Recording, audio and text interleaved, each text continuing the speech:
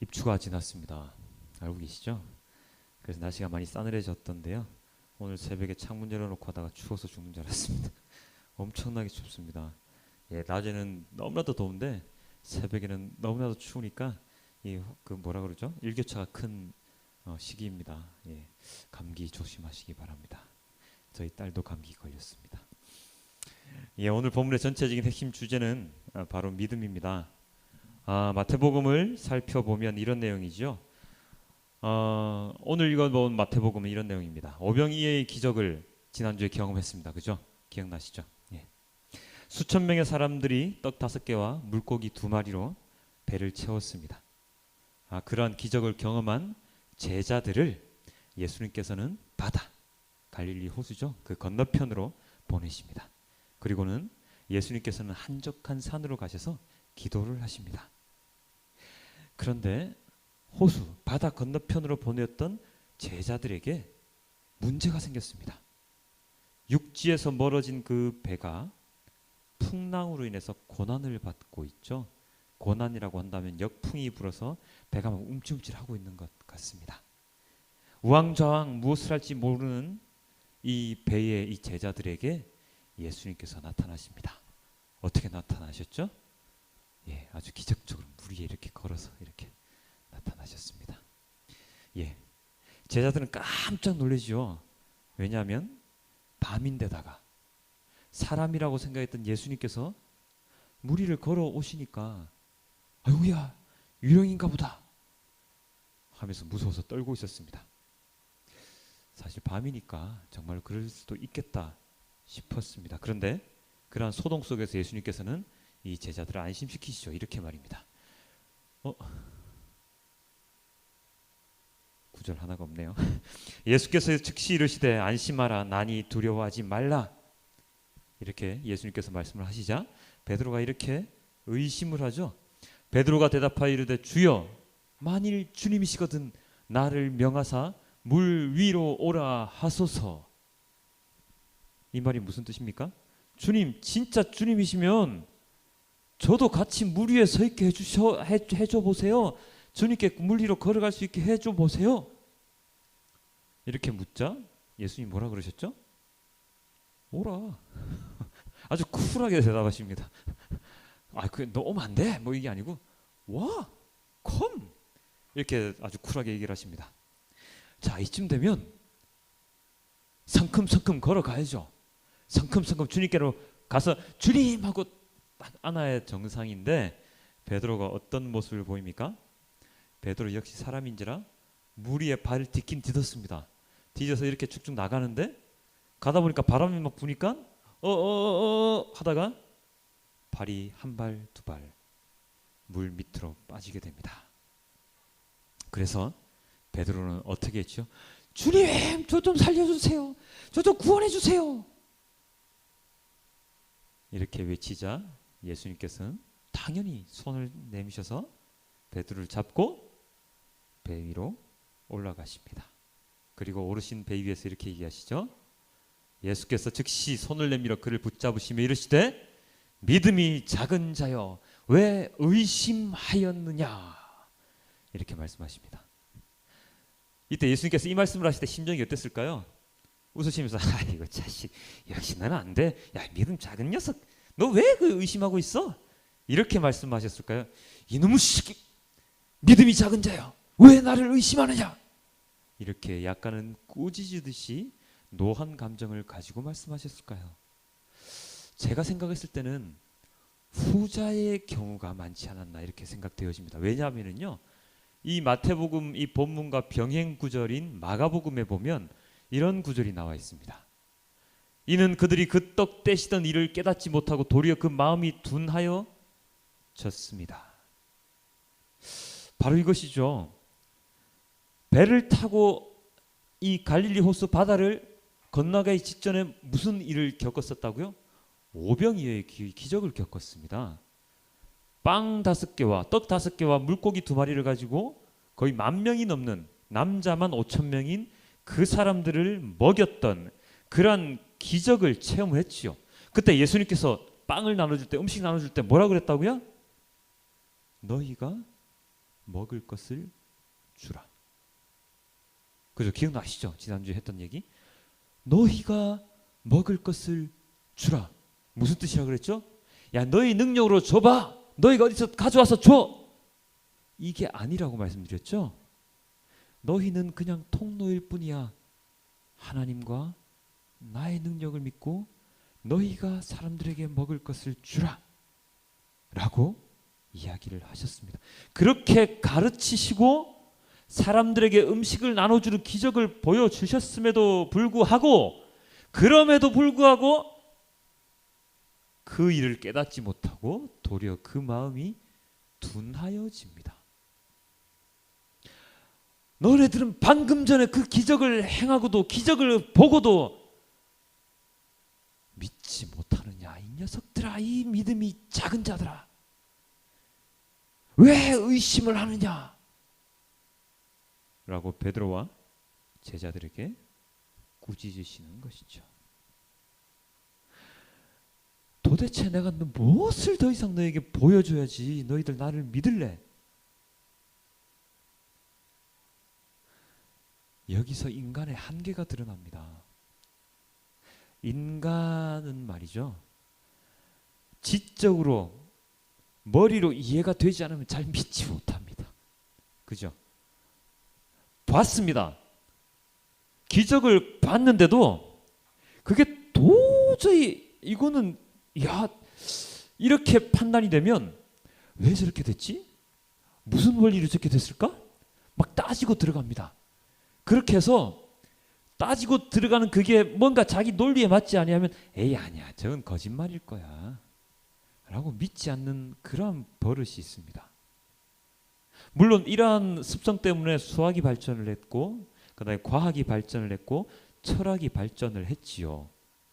그렇지만 그러한 발전 가운데에서 우리 인간들은 하나님이라는 존재, 그리고 하나님의 말씀을 점점 멀리 하게 됩니다. 그리고 어디에 의지하고 살아갑니까?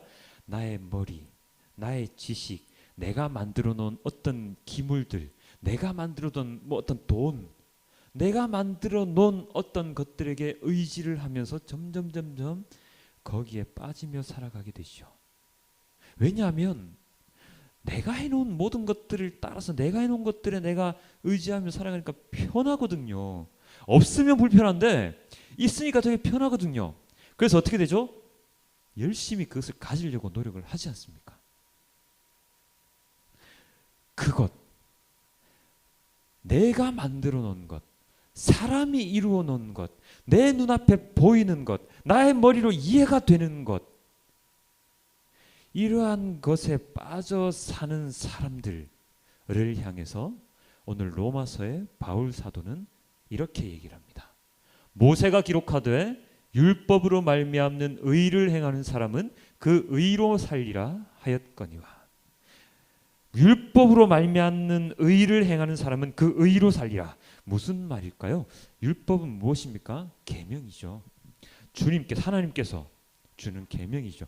이 계명을 지키는 사람, 이 계명에 얽매여 살아가는 사람들은 그 계명에 따라서만 살아간다는 것입니다. 이것을 지키면, 이 계명을 지키면, 저 계명을 지키면, 이것만 안 하면 나는 구원을 받을 수 있어. 하나님이 그렇게 말씀하셨어.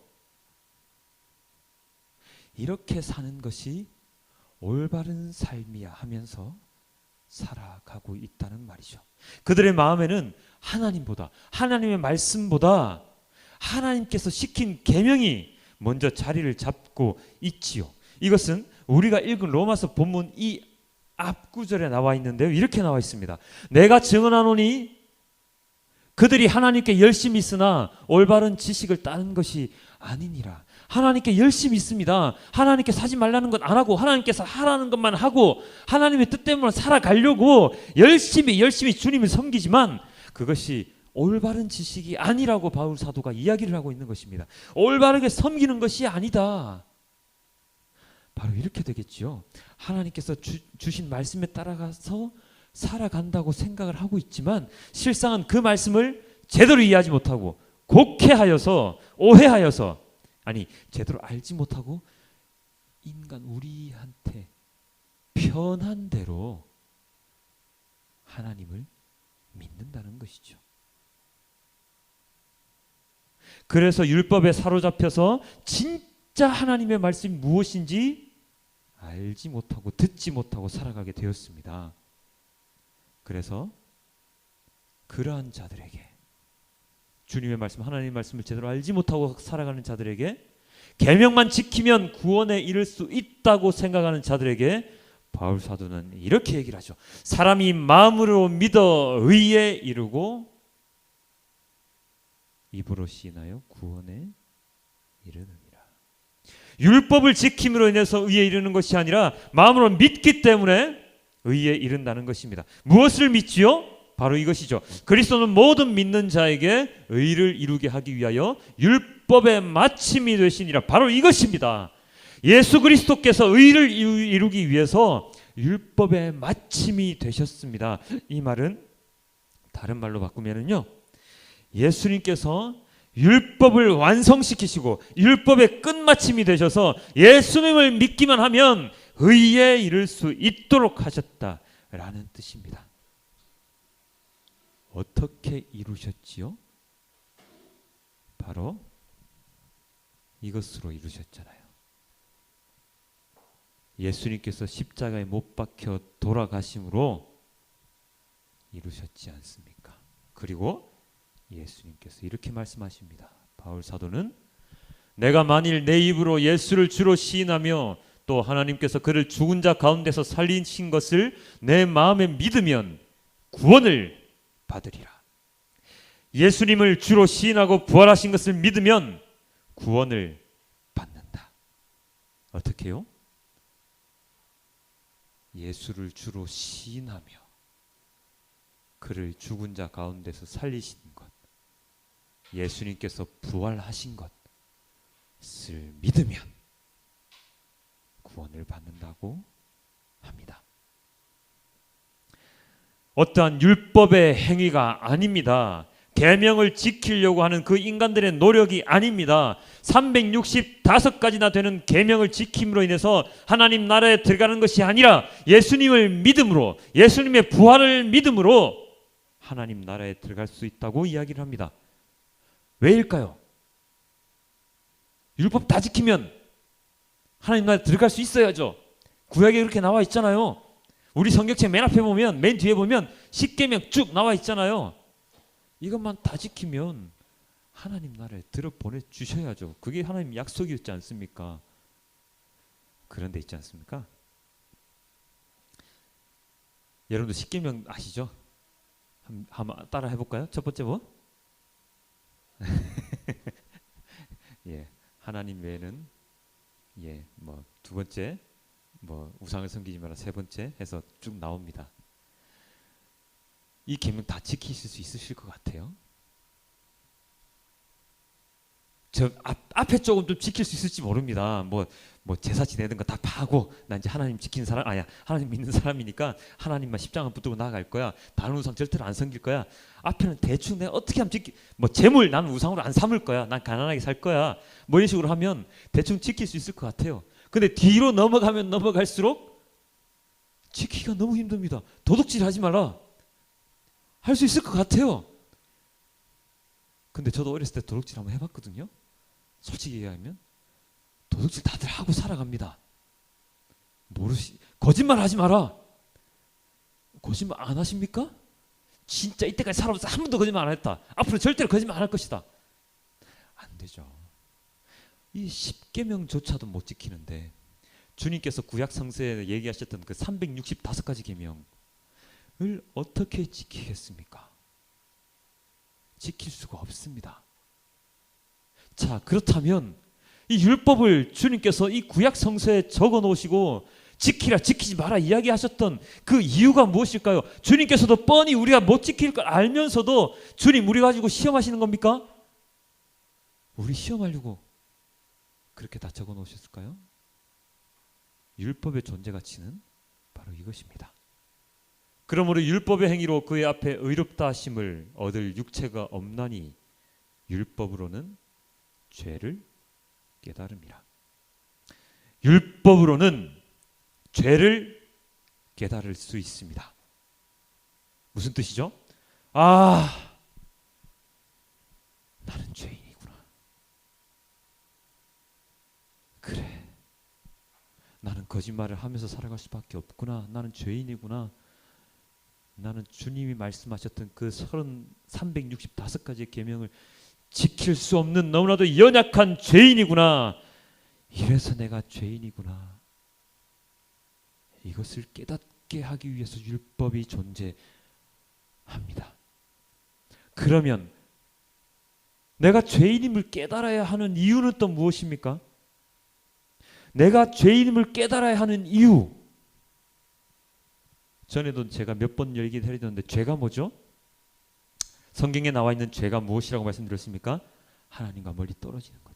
하나님이 원하시는 길로 살아가지 하나님이 원하시는 길로 걸어가지 아니하고 하나님과 반대편 길로 걸어가는 것. 하나님과 등 맞대고 살아가는 것. 하나님의 말씀을 전혀 순종하지 않고 살아가는 것. 그것을 죄라고 했습니다.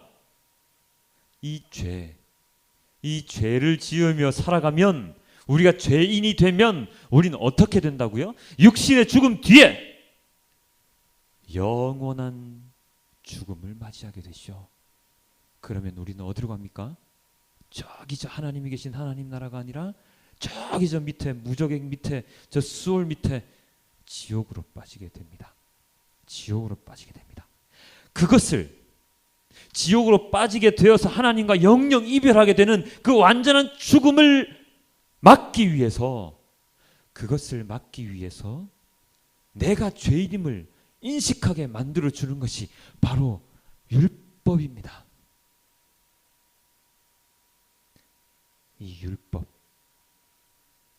이 율법을 지키지 못함으로 해서 죄인이 되는 그것을 밑에서 막아주시는 역할을 하시는 게 바로 무엇입니까? 예수님이시죠. 우리는 죄인입니다. 율법을 지키지 못했어도 죄인이고, 세상 살아가면서 많은 죄를 저지르기 때문에 죄인이고, 하나님이 원하시는 바를 행하지 않기 때문에 죄인이지만, 그래서 영영 죽음의 길로 빠질 수밖에 없는 그러한 존재이지만, 하나님께서 우리에게 예수님을 보내주셔서 십자가에 못 박혀 돌아가시고 부활시키심으로 인해서 우리가 그 죄의 상태에서 구원을 받을 수 있도록 하셨습니다. 예수님께서 율법의 끝마침이 되셨기 때문입니다. 그렇기 때문에 우리가 율법을 지키지 못하더라도 우리는 예수님의 그 복음, 오심, 십자가에 못 박혀 돌아가심, 그리고 부활하심, 그 복음으로 인하여 구원을 받고 하나님 나라로 올라갈 수 있는 것입니다. 이것이 중요합니다. 믿음. 어떤 믿음이요? 예수님에 대한 믿음. 예수님의 복음에 대한 믿음. 이 믿음이 없이는 하나님 나라로 들어가지 못한다는 그 믿음. 그것이 중요하다는 것입니다. 성경이 총 몇 권으로 되어 있죠? 66권으로 되어 있죠. 두 개로 나누면 뭐죠?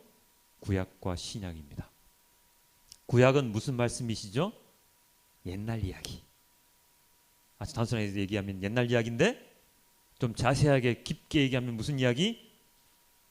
이 땅에 오실 메시아, 예수님에 대한 이야기. 그것이 구약 성경이고요. 신약은 그렇다면 뭐죠? 이 땅에 오실이 아니라 이 땅에 오신 예수님의 그 이후의 이야기. 이걸 통틀어서 얘기하면 무엇이 됩니까? 이 성경은 예수님에 대한 이야기입니다. 이 성경은 예수님에 대한 이야기입니다. 그렇죠. 그렇기 때문에 이 성경에 들어있는 말씀을 제대로 알지 못하면 무엇을 모르는 것이 됩니까? 예수님을 모르게 되는 것이죠. 그래서 지금도 이스라엘 땅이 전 세계에 퍼져 있는 유대인들은 누구를 인정하지 않는다고요? 예수님을 인정하지 않습니다. 그들은 여전히 아직도 오실 메시아를 기다리고 있습니다. 그래서 예수님을 인정하지 않습니다. 그 말은 무슨 뜻입니까? 구약 성경만 그들은 인정을 하는데 그 구약 성경을 제대로 해석하지 못하고 있다는 것입니다. 곡해하고 있다는 것입니다. 오해하고 있다는 것입니다. 이렇게 성경을 오해하는 집단이 또 어떤 집단들이 있습니까? 이단들이 있죠. 예수님, 성령님, 하나님을 자기 식대로 마음대로 해석해가지고 내가 성령이네, 내가 예수네, 내가 뭐 사도 바울이네, 내가 모세네 하면서 들고 일어나는 사람들, 그 모든 사람들이 이단들이지 않습니까? 그 사람들이 어떻다고요? 성경을 올바르게 이해하지 못하고 있다고요. 그래서 이단이 된다고요. 그것이 중요합니다. 그렇기 때문에 성경 말씀을 제대로 이해하고 이 성경 말씀을 제대로 믿는 것이 그래서 중요한 것입니다. 그렇기 때문에 예수님께서 아까 베드로에게 뭐라고 하셨습니까? 이 믿음이 작은 자야, 왜 그렇게 의심이 많으냐라고 호통치셨던 거 아닙니까? 너네가 믿음을 잘못 가지면 하나님 나라로 들어갈 수 없어라고 그것을 말씀해 주시기 위해서입니다. 그리고 또 한 가지 믿음이 또 중요한 이유가 바로 여기에 있습니다. 무엇이냐면요, 그런즉 그들이 믿지 아니한 자 일을 어찌 부르리요? 듣지도 못한 일을 어찌 믿으리요? 전파하는 자가 없이 어찌 들으리요? 보내심을 받지 아니하였으면 어찌 전파하리요? 기록된 바 아름답도다 좋은 소식을 복음을 전하는 자들의 발이여 함과 같으니라. 오늘 아까 읽었던 로마서 본문이죠. 뭐라고 되어 있습니까? 믿지 아니하는 일을 어찌 부르리요? 그리고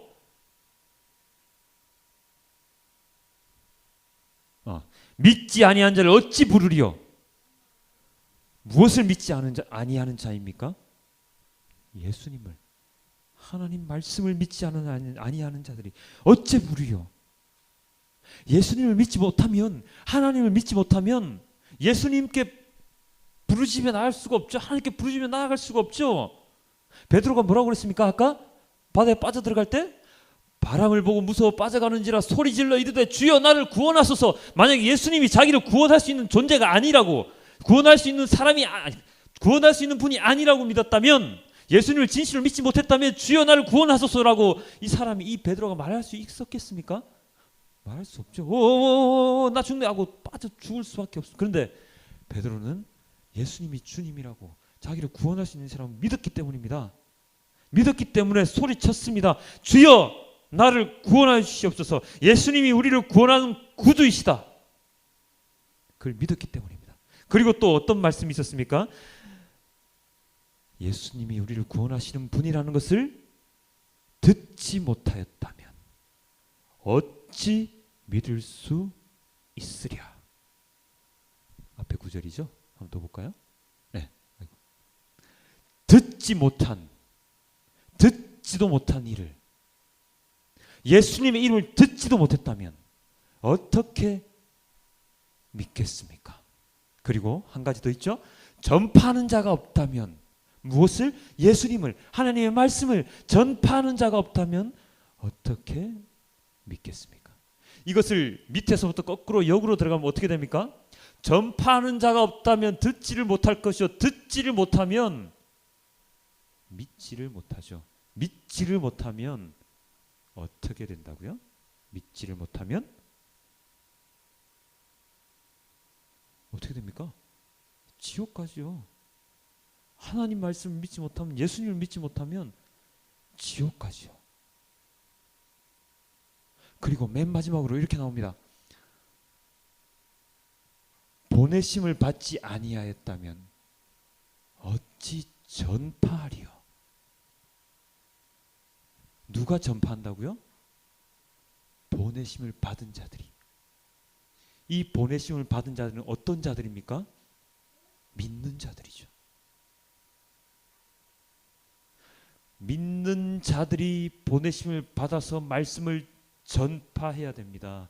그리고 그 전파한 말씀을 듣고 그 들은 것을 믿으면 맨 마지막에 어떻게 된다고요? 구원을 받는다고요. 그래서 믿음이라는 게 중요하다고요. 애시당초 믿지 못하였다면 전파를 못 받죠. 믿지 못하였다면 보내심을 못 받죠. 보내심을 받지 못하면 말씀을 듣지 못하죠. 듣지 못하면 그가 누군지 알지를 못하죠. 알지를 못하면 믿지를 못합니다. 믿지를 못하면 어떻게 된다고요? 구원을 받지 못합니다. 구원을 받지 못하면 어떻게 됩니까? 천국에 가서는 모두가 다 지옥불에 빠지게 됩니다. 그것이 바로 하나님의 계획입니다. 하나님의 말씀, 예수의 복음을 믿게 만들어서 그 믿는 것을 전파하게 만들어서 그 말씀을 듣는 모든 이들을 주님의 나라로, 하나님의 나라로 초청하시려는 게 주님의 계획입니다. 하나님 아버지의 계획입니다. 예수님의 계획입니다. 그렇게 베드로에게 손을 내미셔서 베드로를 끌어올리셨던 것처럼 우리에게 주님께서 손을 내미셔서 우리를 그 풍랑 가득한 바다 위에서 우리를 구원해 주시는 것입니다. 그것이 하나님의 계획이라니까요. 그것이 믿음이라니까요. 그것을 믿음을 통해서 모든 걸 이루신다니까요. 그렇기 때문에 믿음이라는 그 두 단어는 굉장히 중요합니다. 예수님을 믿지 아니하고 하나님을 믿을 수 없습니다. 아까 말씀드렸듯이 성경의 모든 구절들은 예수님을 향하여 있습니다. 모든 구절들은 예수님을 말하고 있습니다. 그렇기 때문에 그 예수님, 그 구약이든 신약이든 잘못 해석하지 아니하고 올바르게 해석해서 종국에 가서 우리가 구원을 받을 수 있는 그 영광을 누리기 위해서 우리는 믿고 주님의 말씀을 따라야 하는 것입니다. 이 믿음에, 이 구원에 한계가 있을까요? 누구는 구원해주고 누구는 구원 안 해주고 이런 차별이 있겠습니까? 이 구절 보면 누구든지 주의 이름을 부르는 자는 구원을 받으리라. 누구든지 주의 이름을 부르는 자는 구원을 받으리라. 베드로가 주여라고 말했을 때 구원 받았듯이 누구든지, 이건 이 누구든지 누굽니까? 유대인이나 헬라인이나 이방인이나 누구든지입니다. 누구든지. 구약 시대에는 유대인들만, 이스라엘 백성들만이었죠. 하지만 신약 시대에 예수님이 오심으로 인해서 누구든지로 바뀌었습니다. 유대인이나 헬라인이나, 여기서 헬라인은 이방인을 뜻하거든요. 이방인이나 누구든지 구원을 받습니다. 차별이 없습니다. 어떤 사람에게는요?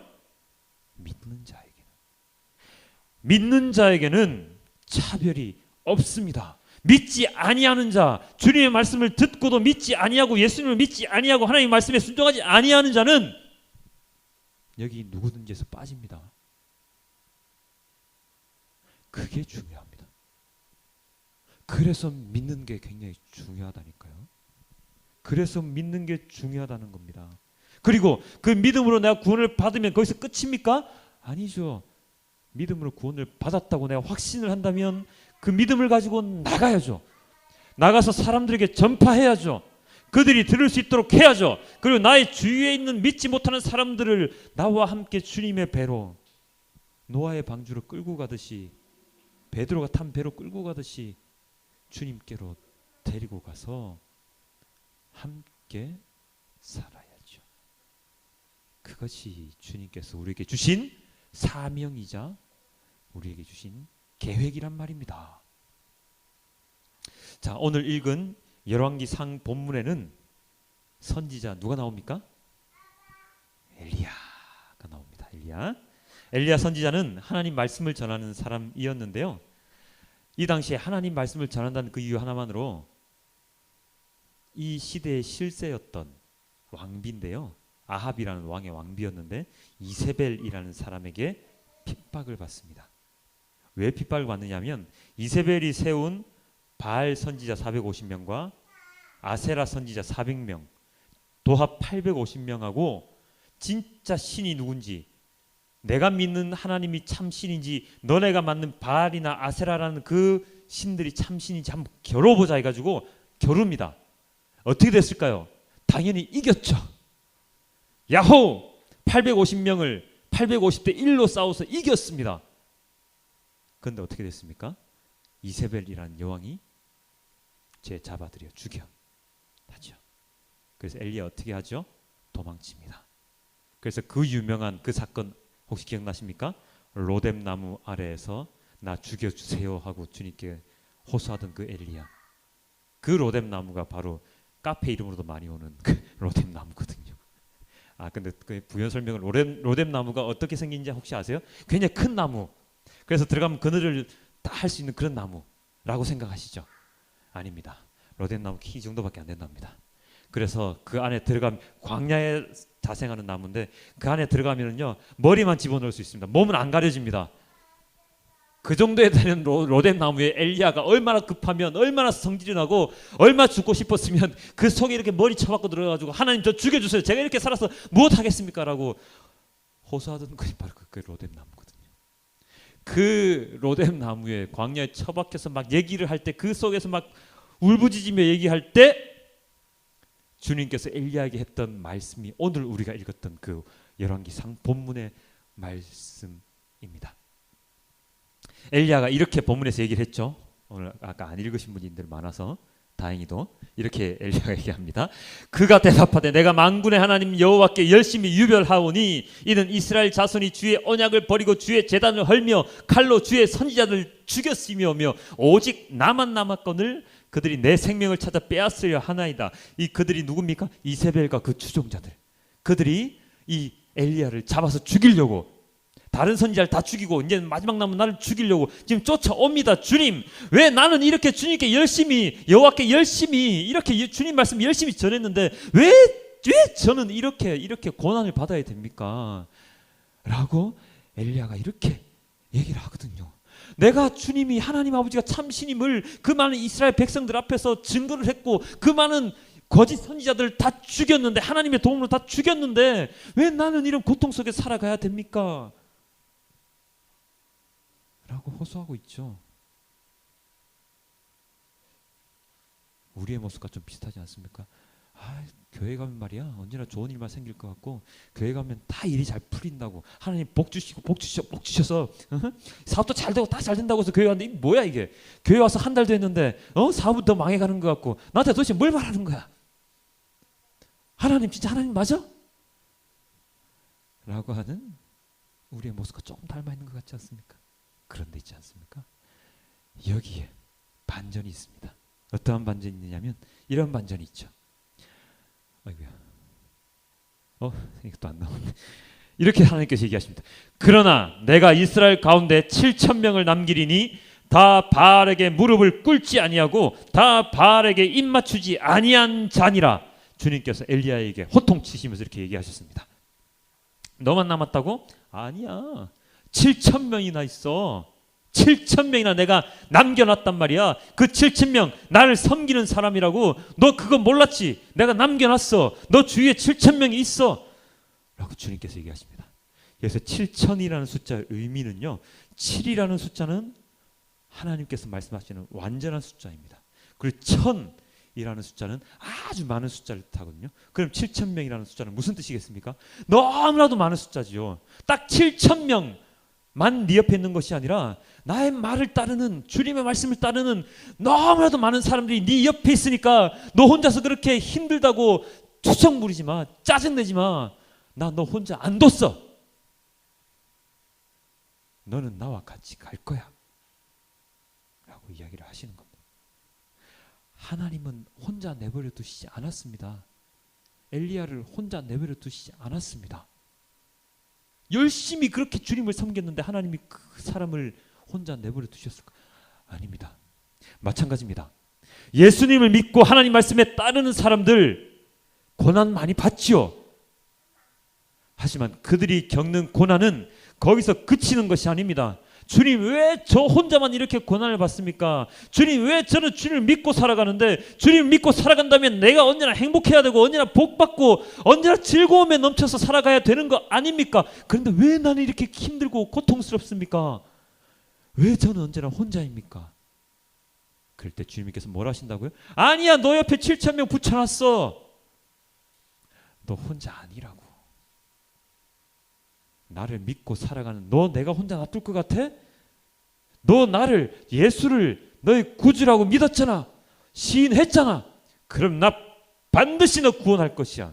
그리고 너의 주위에 많은 사람들이 너와 함께 구원을 받을 것이고 그들이 함께 더욱더 많은 사람들을 구원의 길로 이끌 것이야 라고 말씀하시는 게 바로 오늘의 이 말씀입니다.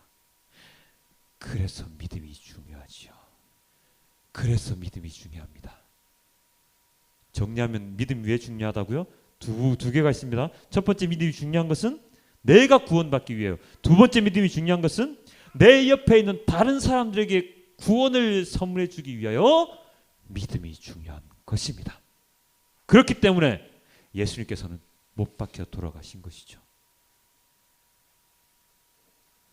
그것이 없다면 예수님의 죽음이 너무 헛되지 않겠습니까?